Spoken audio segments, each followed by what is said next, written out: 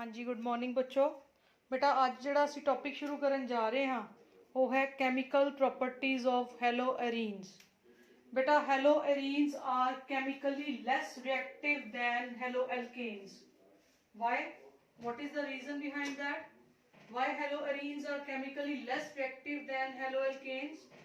बेटा the reasons are multiple. बहुत सारे reasons ने जिन्हां नूं असीं एक एक करके डिस्कस करांगे, but listen very carefully. Haloarenes are chemically less reactive than haloalkanes. This is very important question. Now we are going to discuss the reasons why haloarenes are less reactive than haloalkanes. So the first reason is resonance effect. See, resonance होगी हेलोअरीन्स में। देखिए chlorine जो है ring के साथ लगा हुआ है, क्लोरीन के पास कितने इलेक्ट्रॉन्स हैं? 6। ठीक है ना। ये जो 6 इलेक्ट्रॉन्स हैं बेटा ये रेजोनेंस करेंगे रिंग के साथ, और कार्बन और क्लोरीन में देखो स्ट्रक्चर नंबर 2, 3, 4, 5 में हमारे पास डबल बॉन्ड करेक्टर है। ये रेजोनेंस मैंने आपको +1 में अच्छी तरह से करवाई हुई है, सब बच्चे करोगे।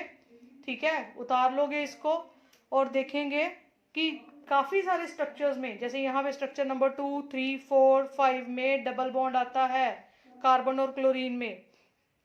सो ये जो डबल बॉन्ड है this is responsible for less reactivity of haloarene. इसके कारण हेलोअरीन की रिएक्टिविटी कम हो जाएगी, क्योंकि डबल बॉन्ड है तो इसको तोड़ना मुश्किल हो जाएगा। Clear? So the second reason is difference in hybridization of carbon and halogen in haloarene and haloalkane. अगर मैं हेलोअल्केन की बात करूं तो कार्बन जो है वो sp3 हाइब्रिडाइज्ड है।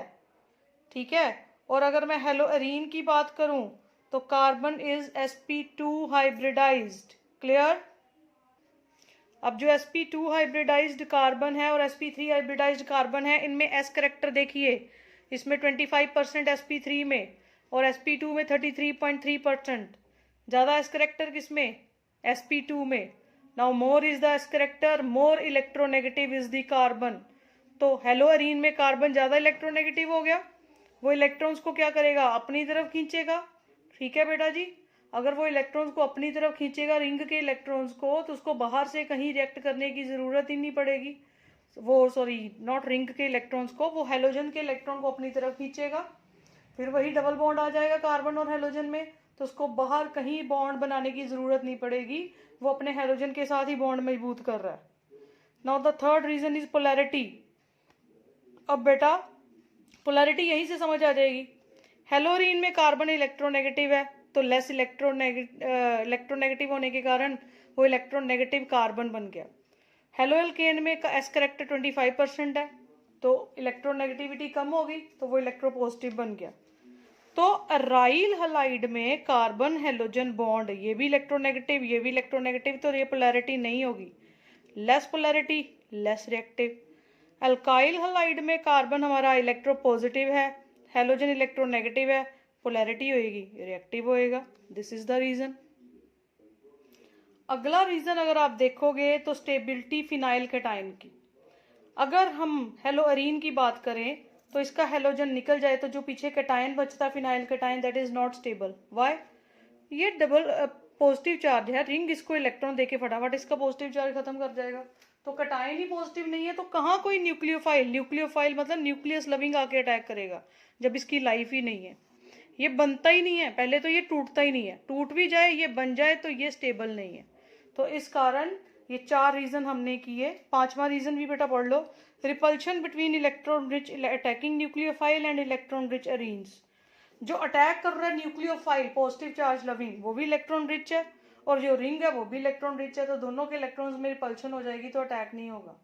सो 5 रीजन है बेटा। एक तो रेजोनेंस, दूसरा क्या पढ़ा हमने? पोलैरिटी डिफरेंस, तीसरा हमने क्या पढ़ा? इंस्टेबिलिटी ऑफ फिनाइल कैटायन, चौथा हमने क्या पढ़ा है कि हमारे पास ये इलेक्ट्रॉन रिच रिंग और जो इलेक्ट्रॉन रिच न्यूक्लियोफाइल है इनमें अट्रैक्शन हो जाएगी, और एक इलेक्ट्रोनेगेटिविटी ऑफ द कार्बन।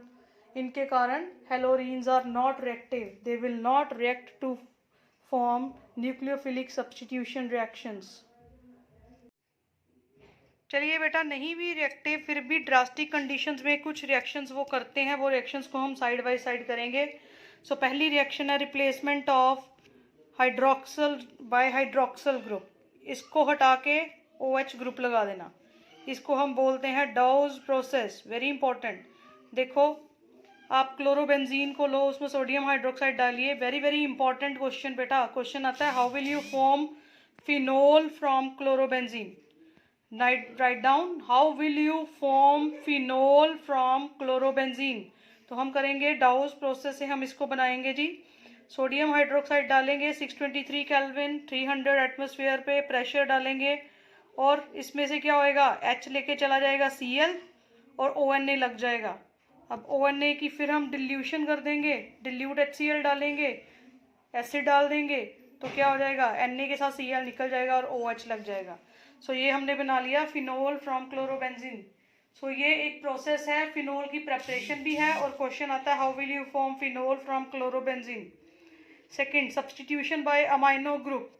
तो क्या अमोनिया और कॉपर ऑक्साइड को आप लोग रिएक्ट करवाइए 475 केल्विन पे, तो क्या हो जाएगा, NH2 निकल जाएगा, HCl साथ में निकल जाएगा, ठीक है, और CH2 NH2 यहाँ पे लग गया, Cu के साथ क्लोरीन लग गया, और ये ऑक्सीजन और एक H यहाँ से निकल के वाटर निकल गया बाहर।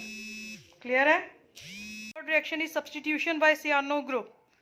तो आप ब्रोमीन को CuCN के साथ रिएक्ट करिए पीरिडीन की प्रेजेंस में, और CuBr बाहर निकल गया, और क्या लग गया ऊपर, Cn, सियानोबेंजीन, सॉरी हमारे पास सियानोबेंजीन बन गया। यस। अब बेटा ये जो सियानोबेंजीन है, जैसे आप पीछे करके आए हो, इससे हम बहुत सारी रिएक्शंस कर सकते हैं। देखिए वो क्या रिएक्शंस हम कर सकते हैं। अगर इसमें मैं कंसनट्रेटेड HCl डालूं, complete hydrolysis sorry partial hydrolysis करूं, तो इसका बन जाएगा अमाइड CONH2 बेंजामाइड।